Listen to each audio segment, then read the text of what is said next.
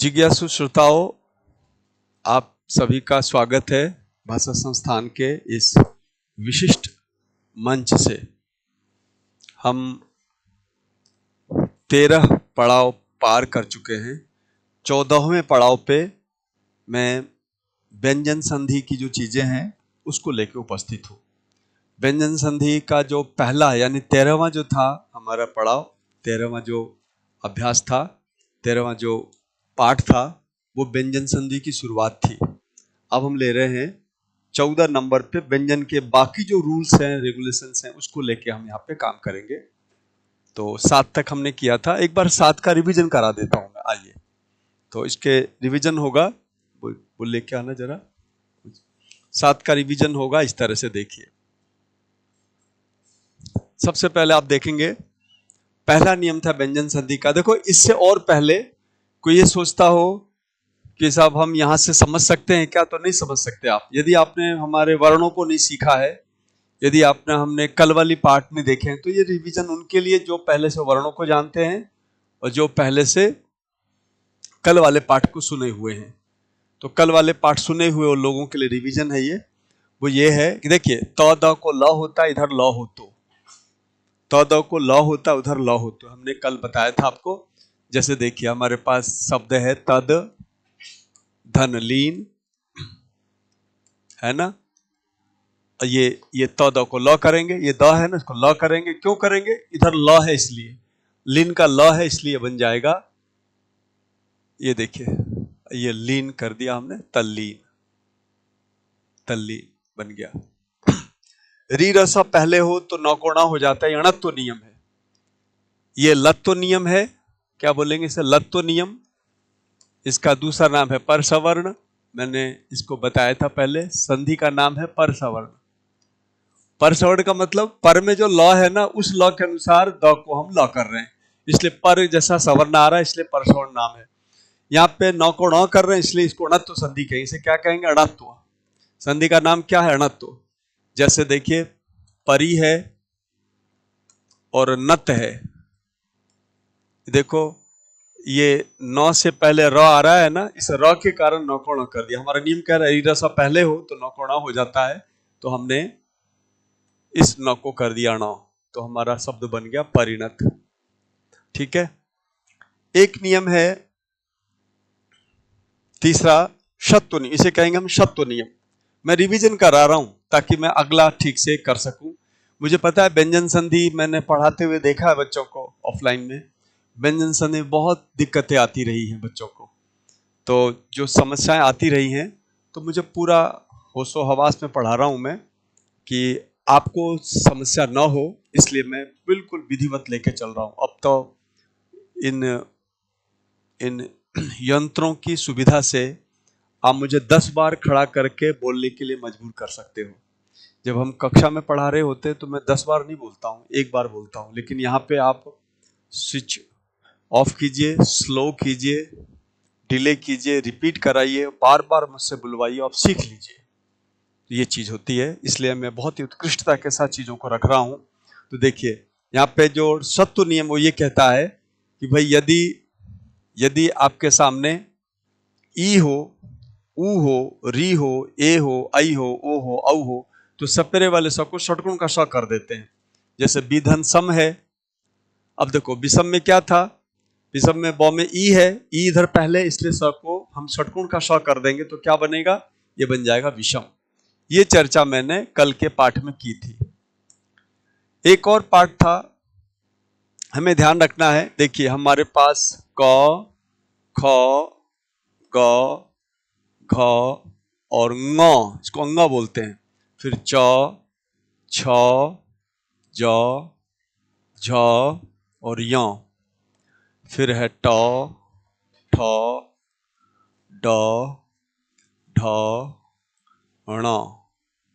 फिर है त, थ, द, ध, न। ये इसलिए लिख रहा हूं मैं ताकि आपकी आवृत्ति हो जाए। देखो, इस तरह से ये, क्योंकि इसके क्रम को बिना जाने हम व्यंजन संधि में बहुत ज्यादा गलतियां करने वाले हैं।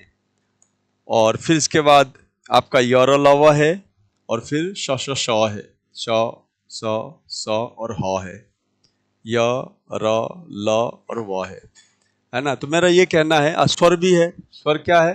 स्वर 11 होते हैं, स्वर यहाँ पे।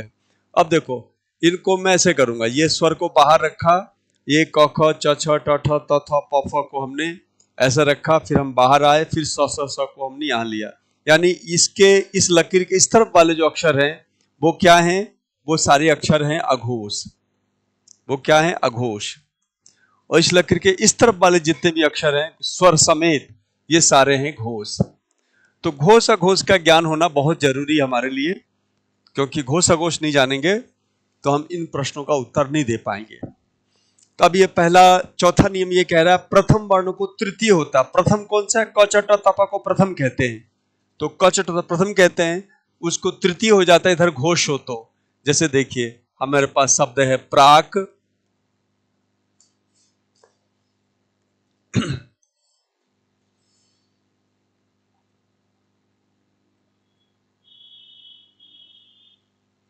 प्राक शब्द है, प्राक का जो क है उसको तृतीय हम तब करेंगे जब उधर घोष होगा।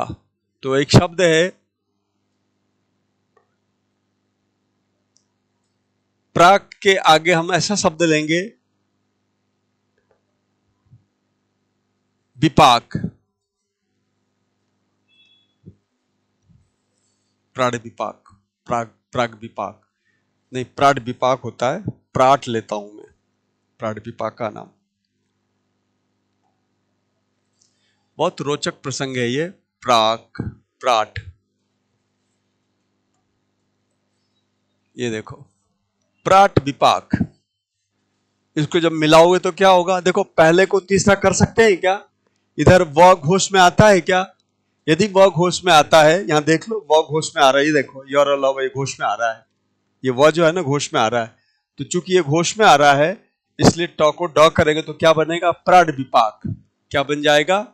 प्राड विपाक, प्राड विपाक, ये बन गया प्राड विपाक। तो प्राड विपाक का अर्थ होता है वकील। जो वकील होते हैं ना, जो अधिवक्ता होते हैं, उसका पर्याय है प्राड विपाक। तो कितना प्यारा शब्द है प्राड विपाक। अच्छे अच्छों को नहीं पता कि वकील का पर्याय क्या होगा, तो वकील का पर्याय होगा अधिवक्ता, वकील का पर्याय होगा प्राड विपाक। प्राट था, आगे विपाक था, तो ट को ड कर दिया, प्राड विपाक बन गया। घोष, घोषीकरण से हुआ ये। अघोष में क्या लेंगे हम? अघोष में हम लेंगे जैसे हमारे पास तद है,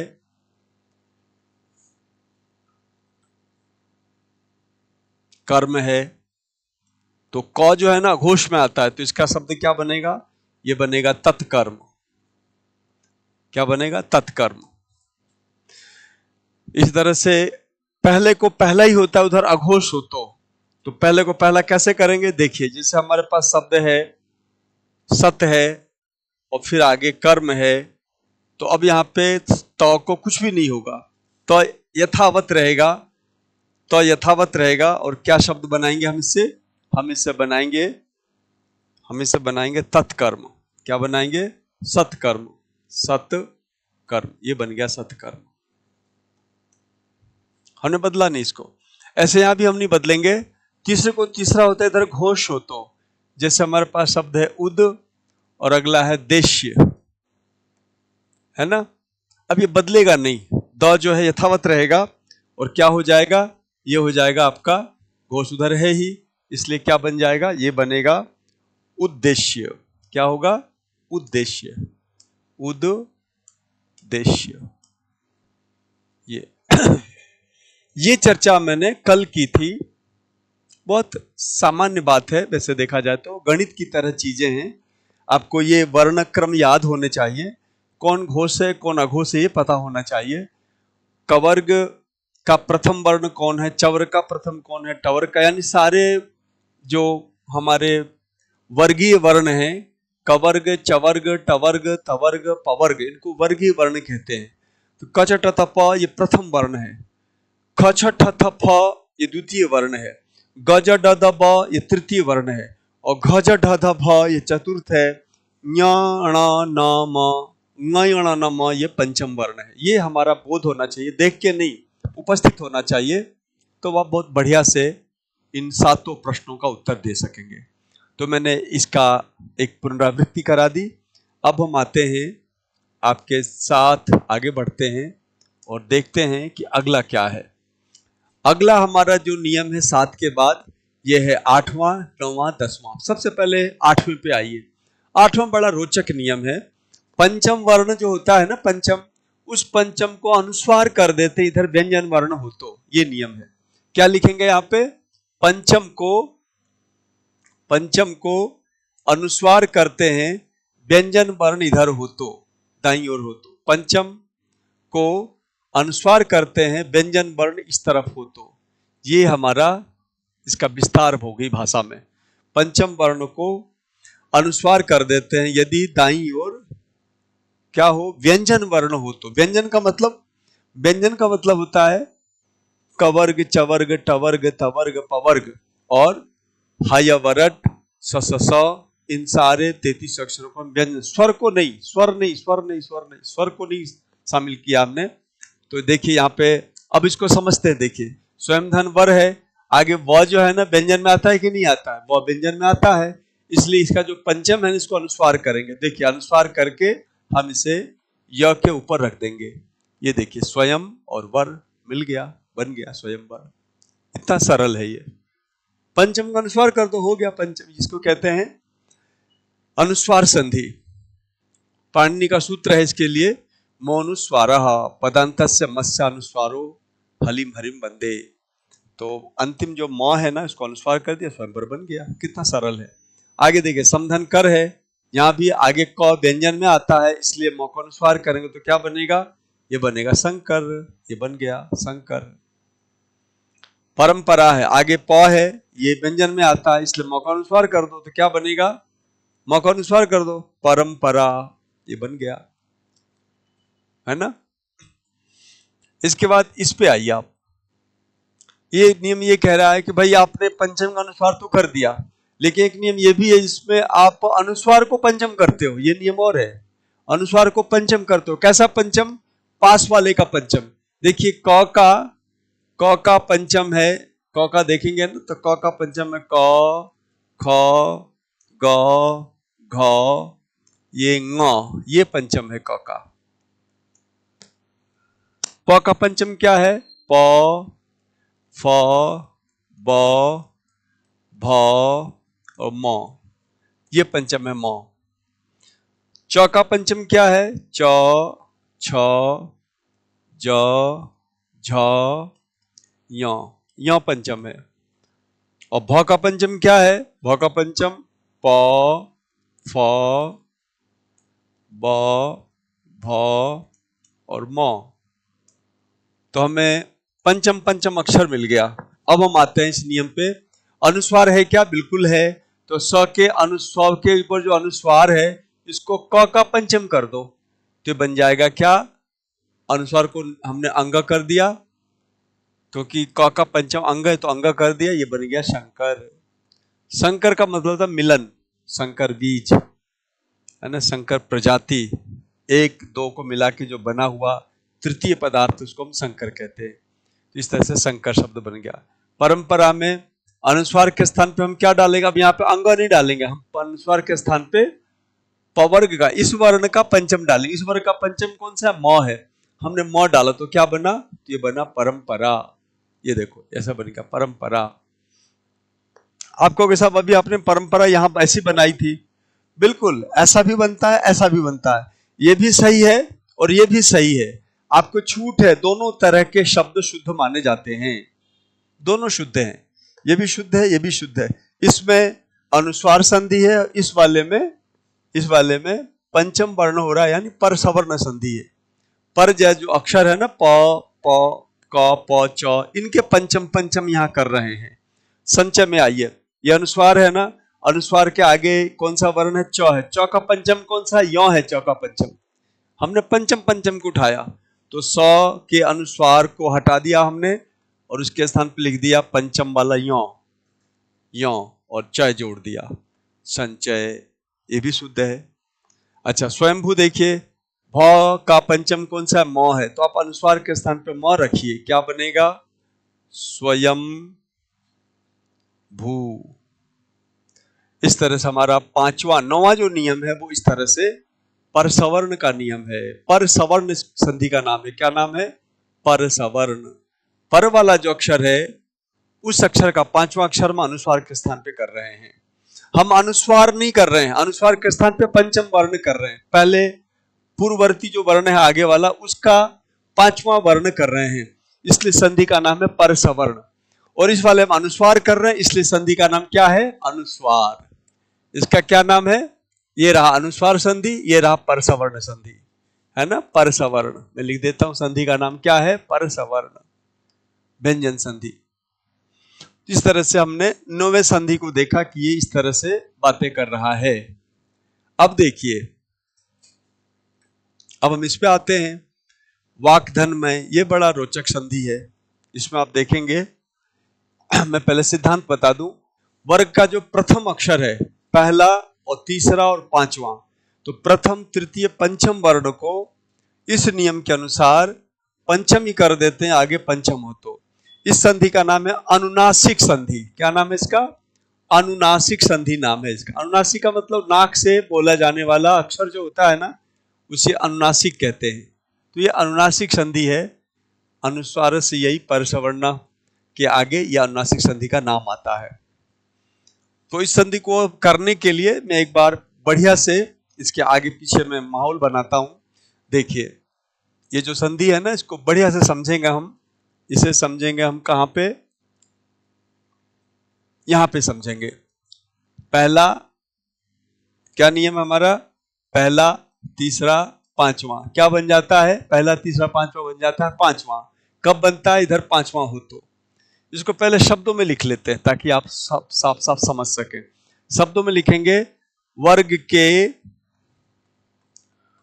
के प्रथम,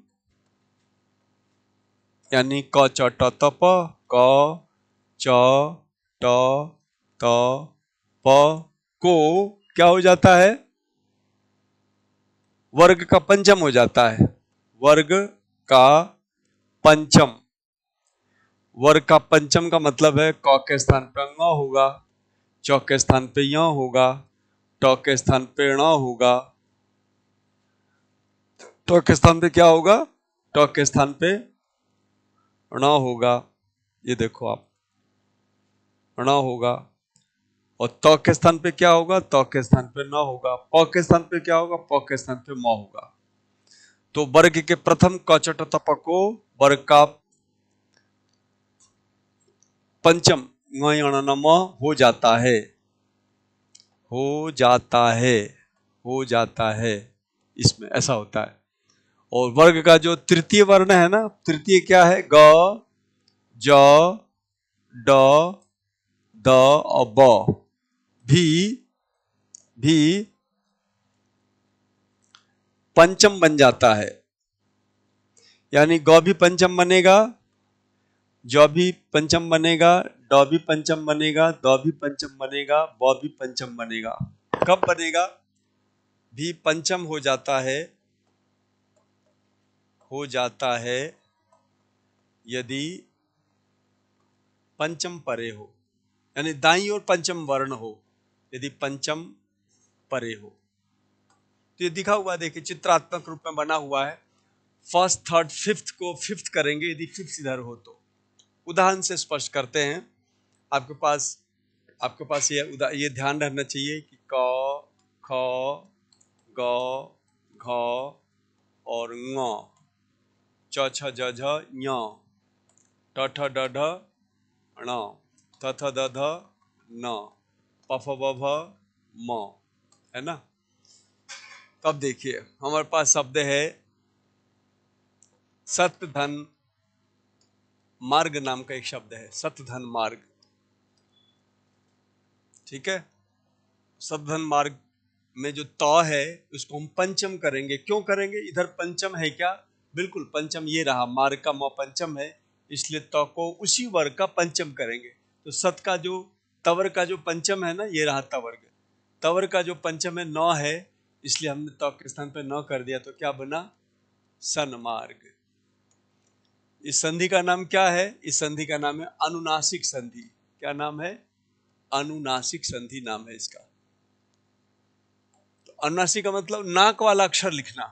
तो ये जो न है ना, तवर्ग का पंचम जो है न, वो नाक वाला अक्षर है, अनुनासिक है, इसलिए हमने त के स्थान पर न कर। जैसा क्यों किया? क्योंकि आगे हमारे पास अनुनासिक वर्ण मार्ग का म था, इसलिए।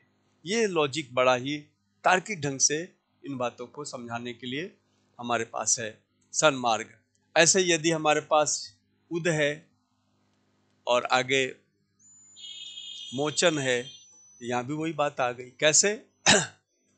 द के आगे म है, इसलिए द को पंचम करेंगे तो क्या बनेगा? द का पंचम क्या होता है? द का पंचम न होता है, तो न कर दिया हमने, तो बन गया उन्मोचन।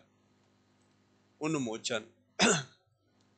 ऐसे ही हमारे पास वाक नाम का एक शब्द है, वाक, और आगे मैं नाम का शब्द है। तो कवर का पंचम कौन सा है? कवर का पंचम अंग है। तो कवर के पंचम अंगों को करेंगे। क्यों करेंगे? आगे आगे आगे आगे आगे अनुनासिक वर्ण है, इसलिए आगे पंचम वर्ण, इसलिए हमने क्या किया?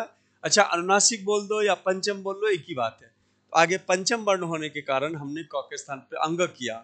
तो अंग करने के बाद हमारा शब्द बन गया वांग्मय। ये शुद्ध शब्द बन गया। देखा आपने?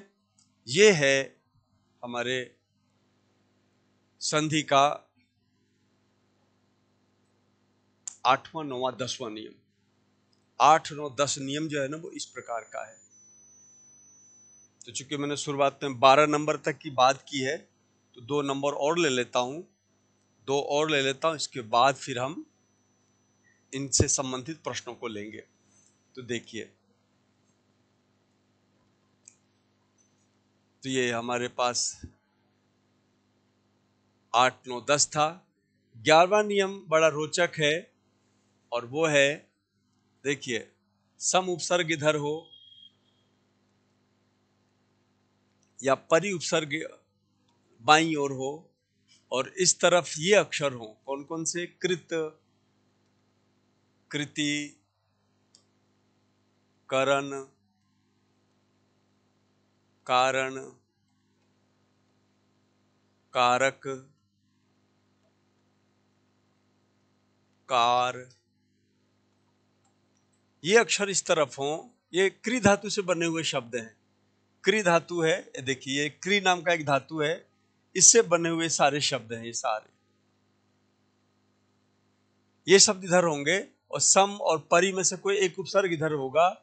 तो पता है क्या होगा? बीच में आपका जो आगम है, वो स का बीच में आगम हो जाएगा। इस तरह चित्र से मैं ये बाण दिखा रहा हूं, तीर दिखा रहा हूं, इससे स का बीच में आगम हो जाएगा। ये हमारा नियम है। कौन सा वाला? हमारा नियम है 11वां।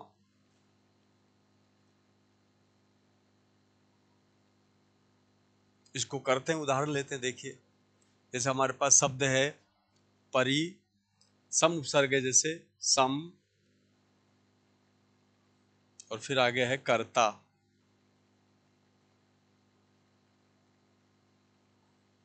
है ना। कर्ता भी यहां डालेंगे हम, कर्ता। ये देखो, तब ये नियम लागू कर दो, बीच में सौ ले आओ। बीच में हम सौ ले आए, कर्ता इस तरफ है, सम का सम इस तरफ है, इसलिए हम क्या करेंगे? बीच में सौ ले आए, तो बन गया सम स कर्ता। ठीक है। अगले चरण में आपको पता है म को अनुस्वार हो जाता है यदि आगे व्यंजन हो तो आगे व्यंजन स है। ये नियम कौन सा? म को अनुस्वार करने वाला नियम कौन सा है? देख लेते हैं। म को अनुस्वार करने वाला नियम कौन सा है, उसको देखो आप। ये देखो, म को अनुस्वार करने वाला नियम, म को अनुस्वार करने वाला नियम ये रहा, यानी अनुस्वार वाला नियम। तो ये आप म को अनुस्वार करते हो, है ना। ये देखो, म को अनुस्वार किया है, म को अनुस्वार किया है, म को, ये कब किया? इधर व्यंजन हो तो चूंकि वहां पर भी समधन कार में आप देखोगे, ये देखिए, आगे आगे ये व्यंजन है, इसलिए म को, ये आगे सौ है, इसलिए म को अनुस्वार करेंगे। तो म को अनुस्वार कर दोगे तो क्या हो जाएगा? ये कर दिया हमने, म को अनुस्वार कर दिया, इस सौ को कर्ता से जोड़ दिया, ये बन गया संस्कर्ता। अर्थात ये हुआ, यहाँ पे दो नियम लगा है। एक नियम तो लगा है मौ को हमने अनुस्वार किया, एक तो हमने मौ को अनुस्वार किया, एक नियम ये लगा, और दूसरा हमने सौ बीच में डाला है। सौ बीच में डालने को कहेंगे सौ आगम किया है। तो देखा जाए ना, तो नियम संख्या में एक को तो हटा देता हूं, मैं नियम लिख देता हूं। देखिए यहाँ पे दो नियम लगे हुए हैं, एक तो मौ का अनुस्वार हुआ है और सौ का आगम हुआ है। तो सौ का आगम करने वाला नियम कौन सा है? सौ का जो आगम हो रहा है ना, ये नियम है 11 नंबर। ये कौन सा नियम है? 11 नंबर। और मौ का अनुस्वार किस नियम से हो रहा है? मौ का अनुस्वार हो रहा है आपका ये 8 नंबर नियम से। तो देखिए ये 8 नंबर नियम, ये 8 नंबर नियम से हो रहा है मौ का अनुस्वार, और सौ का आगम हो रहा है 11 नंबर नियम से। इस नियम से सौ का आगम हो रहा है, तो दो नियम लग के संस्कर्ता शब्द बन गया। एक और लेता हूं ताकि स्पष्ट हो जाए। एक और देखो आप, देखो समधन, समधन कृत है, सम उपसर्ग है, आगे कृत है। अब यहाँ पे इस नियम से यानी 11 नंबर नियम से आप एक काम करो, क्या करो, सौ बीच में ले आओ। तो चलो साहब सौ ले आते हैं बीच में, सम और सौ और कृत हम ये ले आए, ठीक है। अब अगला 8 नंबर नियम भी लगा दो। 8 नंबर ये कहता है मौ को अनुस्वार कर दो, आगे व्यंजन हो। तो देखो आगे व्यंजन है कि नहीं है, मौ के आगे सब व्यंजन है ना, इसलिए मौ का अनुस्वार कर दिया। तो 8 नंबर नियम से हम क्या करेंगे, सौ का अनुस्वार कर दिया। आप सबको जोड़ेंगे, सौ जब मिलाते हैं ना किसी से, तो इस तरह से लिखा जाता है। ये बन गया संस्कृत, संस्कृत भाषा, जिसकी वजह से पूरे विश्व में भारत का मान है, भारत में धाक है, विद्वानों में एक धाक है। क्या? संस्कृत भाषा के कारण। इतनी व्यवस्थित, इतनी परिष्कृत और इतनी बुद्धिमत्तापूर्ण भाषा है कि विश्व के भाषावेत्ता दंग हैं संस्कृत के व्याकरण को देख के, जान के, समझ के। तो वो संस्कृत शब्द बना लिया हमने। तो इस तरह से हमने देखा कि सम के बाद यदि इनमें से कोई शब्द होगा, बीच में सौ ले आएंगे। जैसे सौ लाओगे तो हमारे दो नियम से, 11 नंबर नियम से सौ आएगा और 8 नंबर नियम से हम मौ का अनुस्वार करेंगे, संस्कृत शब्द बन जाएगा। अब हम परि ले लेते हैं। परि देखो आप, परि धन कृत है, यहां भी दो नियम लगेगा। एक नियम तो हम इससे सौ बीच में घुसाएंगे, तो हमने घुसाया एक, तो बना परि और सौ। ये देखो परि और सौ और कृत बन गया। ये कौन सा नियम लगा? ये हमने 11 नंबर नियम लगा जिसकी चर्चा हो रही है। एक नियम और लगाएंगे, देखिए कौन सा है। जब इधर ई होता है तो ये सपेरे वाले सौ को हम षटकोण का सौ कर देते हैं। ऐसा कौन सा नियम याद है आपको? देख लेते हैं हमारे पास है क्या वो नियम। चलिए देखिए, ये नियम है ना अपने पास, ये रहा। ये षत्व नियम यानी कौन सा नंबर? दो। ये 3 नंबर नियम है। 3 नंबर नियम से ई ई उ ऊ री ए ऐ ओ औ हो तो सौ को षटकोण का सौ हो जाता है। 3 नंबर नियम ये याद रखना है आपको। तो चलो 3 नंबर नियम से हमने ये देख लिया कि ये 3 नंबर नियम, तो 11 से 100 आ गया और 3 से 100 का षटकोण का 100 हो गया। ये देखो परि, ये षटकोण का 100 हो गया, और ये कृत, ये बन गया परिष्कृत। तो 11 और 3 से तो परिष्कृत बन रहा है, और 11 और 8 से संस्कर्ता बन रहा है, संस्कृत बन रहा है। तो दो नियम लगने के कारण ये कठिन लग सकता है, लेकिन बार बार आप इनको देखोगे ना तो बढ़िया आत्मसात हो जाएगा ये विषय। ये था हमारा आज का 11वां नियम। 12वां जैसा मैंने प्रॉमिस किया है, जैसे मेरा वचन है, तो 12वें नियम को और देख लेते हैं। ये देखो आप 12वां 12वां नियम देखो। 12वां नियम बहुत सरल है। 12वां क्या है? जब कभी इधर स्वर होता है और इधर छ होता है, तो यहां भी पता है क्या होता है, यहां बीच में च का आगम हो जाया करता है।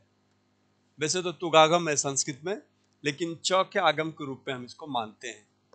तो च का बीच में आगम हो, छोटा सा नियम है। देखो कितना छोटा सा सूत्र है, छोटा सा नियम है ना। शी तुक, रसों से छह परे तुक वाह, संस्कृत का नियम है।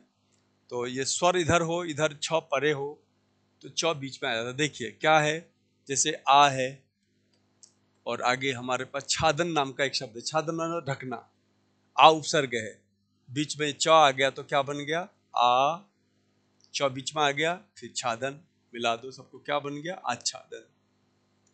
ये आपका बन गया 12 नंबर नियम से। इसमें एक ही नियम लग रहा है। परिच्छेद देखो आप, परि धन छेद है, बीच में चूंकि इधर स्वर है ना, र में ई स्वर है, देखो पर में र में जो ई है ना, ये स्वर है और आगे छेद है, तो इस नियम से क्या करेंगे, हम बीच में च डाल देंगे, तो क्या बन जाएगा, परि च आधा और छेद, ये बन गया परिच्छेद। तो इस तरह से मैंने आज 1 2 3 4 5 6 7 8 9 10 11 12 व्यंजन संधि के नियमों को लिया है। इसको बार बार आप आवृत्ति कर लो, समझ लो, देख लो, बढ़िया ढंग से आपका काम हो जाएगा। लेकिन इतना कुछ जानने के बाद भी 2-4 शब्द ऐसे अपवाद वाले भी होते हैं जो बच्चों को कंफ्यूज कर देते हैं। तो संयोग से व्यंजन में ज़्यादा अपवाद नहीं है, पर ये सारे 12-15 नियम को समझना बड़ी टेढ़ी खीर हो जाती है, क्योंकि इसका प्रयोग हम करते हैं नहीं। तो जो चीज़ रोज प्रयोग में आती रहती है ना, जो चीज़ें प्रयोग में आती रहती हैं वो तो हम आराम से कर लेते हैं। जो प्रयोग से बाहर की सैद्धांतिक चीज़ें होती हैं उसको समझने में हमें थोड़ा सा अधिक श्रम करने की आवश्यकता रहती है, ज़्यादा एकाग्र होने की आवश्यकता होती है। यदि एकाग्र हो गए तो समझो समस्या सारी हल हो जाएंगी विश्व की। हम एकाग्र तो नहीं हो पा रहे, हमारे ध्यान को तोड़ने के लिए मोबाइल है, हमारे ध्यान को तोड़ने के लिए टीवी है, दुनिया भर के दोस्त हैं, दुनिया भर के बकवास के लफड़े हैं। मैं क्या बताऊं आपको, सारा कचरा पट्टी काम है चारों तरफ, वो सारा ध्यान खींचता रहता है इधर उधर उधर, और हमारी एकाग्रता भंग हो जाती है और दूसरे लोग लपक ले जाते हैं सारे लक्ष्य को। यदि आपको लक्ष्य भेदन करना है तो IAS की परीक्षा तो छोटी चीज है, समझे। संसार की कोई भी चीज असंभव नहीं, यदि आपका एकाग्रता आ जाए ना, मजा आ जाए। तो एकाग्रता को बना के रखो और इन चीजों को पकड़ लो सावधानी, और सफल और योग्य गुरु से पढ़ो। सफल और योग्य गुरु यदि आपको मिल गए ना तो आपका उद्धार है। और यदि पता चला आप कहीं फंस गए ना लफड़े में, कुछ ऐसा किसी के चक्कर में पड़ गए, तो बस, क्योंकि दुनिया जंजाल से भरा हुआ है। यहाँ पे बड़े, पता है यहाँ पर तो बड़ा ही प्रामाणिक ढंग से फर्जी काम हो रहा है, सरकार उसका समर्थन कर रही है। जैसे उदाहरण के लिए, जैसे डॉक्टर्स हैं, बड़े बड़े इंस्टीट्यूट बने हुए हैं, सारा फर्जी काम डॉक्टर कर रहे हैं बैठ के, अधिकतर डॉक्टर, और हो रहा है सरकार के नाक के नीचे हो रहा है काम। और हम लोग उसको संस्थागत, मतलब मेडिकल के डिपार्टमेंट का जो लोग हैं, संस्थागत अपराध कर रहे हैं। 2 लोग अच्छे हैं और 8 लोग खराब हैं, वो सिद्धांत ही गड़बड़ है। अब ये बताओ, अभी इंग्लैंड वालों ने, ऑक्सफोर्ड यूनिवर्सिटी वालों ने एक इंजेक्शन बनाया था, उस इंजेक्शन को भारत वालों ने लाइसेंस करके अपने यहाँ ले आए और उसको खूब सारा बना के 80 करोड़ लोगों को इंजेक्शन बांट दिया। 80 करोड़ लोगों को और ठका ठक भारत सरकार ने इंजेक्शन ठोक दिए सबके, और बाद में पता चला वो इंजेक्शन फर्जी था, उस इंजेक्शन गलत था। फिर वह इंग्लैंड के लोगों ने उसका विरोध किया, तो जो विरोध करने वाले थे उनको तो करोड़ रुपए मिल गए। बाकी फिर उस कंपनी ने, एस्ट्राजेनिका नाम की जो कंपनी थी, जिसको कि ऑक्सफोर्ड यूनिवर्सिटी के वैज्ञानिकों ने मिलके बनाया था, और एस्ट्राजेनिका की दवाई ने बाद में जो सब जगह खूब हाहाकार मचा दिया, खूब नाम कमा लिया, ठीक है, बाद में पता चला सारी दवाई फर्जी थी। अब एस्ट्राजेनिका ने पता नहीं क्या किया, अब कोर्ट में कहा माफ करना, मेरी सारी दवाई गलत थी, अब मैं सारी दवाइयों को वापस ले रहा हूँ। अरे बेवकूफ कहीं का, जब तू दवाई वापस ले रहा है तो 80 करोड़ लोगों ने दवाई ली है, उसका क्या होगा, उसको तो जान से मार दिया तुमने। बहुत से लोग ऐसे चल बसे बेचारे। तो आपने अधकचरी दवाई लगा दी, लोगों को मारा गिराया, पता नहीं क्या क्या किया, और फिर बाद में माफी मांग के कहा कि साहब गलती हो गई, दवाई वापस ले रहा हूं। अब दवाई क्यों ली वापस, तू जैसे योग्य था तो तो डॉक्टरों ने फर्जीवाड़ा मचा रखा इस तरह से, आता जाता कुछ है नहीं उनको। आता जाता कुछ नहीं का मतलब वो 2% जानते हैं, उससे अच्छा तो हमारे दादा बाबा जानते हैं उससे, क्योंकि जीवन का अनुभव से जो बात बता रहे हैं वो उनकी बात ही निराली है। और ये महाराज आयुर्वेद की बात करते हैं रामदेव बाबा, उसको बताओ लोगों ने सुप्रीम कोर्ट में हाथ जोड़वाने के लिए मजबूर कर दिया, तो बड़ा मुश्किल काम है। अभी अभी देखो हमारे सिद्धू साहब हैं, सिद्धू जो क्रिकेटर हैं, उनकी पत्नी खुद डॉक्टर है, उनकी जो बीमारी थी कैंसर की, वो बीमारी ठीक हो गई। किससे ठीक हुई? चौथे स्तर की बीमारी जो कैंसर थी वो आयुर्वेदिक और नेचुरोपैथी से ठीक हुई है, प्राकृतिक चिकित्सा से ठीक हुई है। उस बापड़े ने बोल क्या दिया कि साहब हमने जो स्वस्थता प्राप्त की है पत्नी की, वो प्राकृतिक चिकित्सा से, आयुर्वेद से प्राप्त की है। वो सारा तहलका मच गया और उठा के लोगों ने उसके ऊपर केस कर दिया और करोड़ों की मतलब ये अपराध इतना संस्थागत हो गया है। मेरे पास बहुत सारे अपराधों का प्रामाणिक जानकारी है, आपको भी है, पर आप ध्यान नहीं दे रहे हो। वही हाल भाषा के क्षेत्र में है, खूब गलत सलत पढ़ा जा रहा है, लिखा जा रहा है, जाना जा रहा है, कोई किसी को होश नहीं है, पढ़े जा रहे हैं, खराब हो रहा है, भाषा बिगड़। बच्चे हमारे सबसे ज्यादा गिनी पिग बन रहे हैं, बच्चों पे प्रयोग हो रहा है, बच्चों को गलत हिंदी सिखाई जा रही है और बच्चे बेचारे मासूम हैं। और क्या भारतीयता के प्रति, भारतीय संस्कृति के प्रति अनुराग कैसे बढ़ेगा? हम अपनी भाषा को ही घृणा की दृष्टि से देखते हैं, हमें अपने भाषा पे गर्व नहीं है। हमने भारत सरकार को लिखा था तो उन्होंने हमें अपनी कमेटी में शामिल कर लिया, हाँ हाँ हाँ हाँ दीपक जी अच्छा लिख रहे हो, आप अच्छा कर रहे हो, पर फिर वो ढाक के 3 पात। अब किसी भी अच्छी चीज के पीछे पड़ना पड़ता है तब जाके ठीक हो पाती है। तो आप सब यदि हिंदी प्रेमी हैं, और मैं और लोग मिलके हिंदी को ठीक किया जा सकता है। हिंदी में बहुत गड़बड़ियां हैं, इन सबको ठीक कर लें। सबको गड़बड़ी, आप कहोगे गड़बड़ी कहाँ पर है? मैं तो गड़बड़ी दिखती मेरे को तो जो पाणिनि सम्मत जो चीजें वो तो सही है, बाकी चीजें मुझे गड़बड़ लगती है। हम तो ऐसे अंधे हो गए हिंदी के मामले में कि सामने दिख रहा है, सारी बातें दिख रही हैं, फिर भी हम उसको मान नहीं रहे हैं। मैं इन सब का विरोधाभास बातों का जो है ना चर्चा फिर कभी करूंगा। तो मेरा इतना सा कहना है, बड़ा भूल भुलैया है, इस भूल भुलैया में योग्य टीचर पकड़ो, जानकार बनो, योग्य बनो, परीक्षा पास करो और भारतीयता और हिंदी भाषा के प्रति भी प्रेम लाओ। जब दुनिया अपनी भाषा को, अपनी संस्कृति के झंडे लेके घूम रही है, हम लोग क्यों नहीं घूमे? जबकि हमारी जो संस्कृति, हमारी जो भाषा है, सब पे हावी है, बहुत प्यारी है, सुंदर है, वैज्ञानिक है, तार्किक है, तो हम अपनी बात को क्यों लेके चलें? तो ये चीजें आप देखो, समझो। 12 तक की बात की है मैंने, बाकी चीजें फिर मैं आपसे करता हूं। अगले वाले सत्र में व्यंजन संधि समाप्त हो जाएगी और फिर इसके बाद हम इसके अभ्यास पे चर्चा करेंगे। तो आज के लिए बहुत बहुत साधुवाद आपको।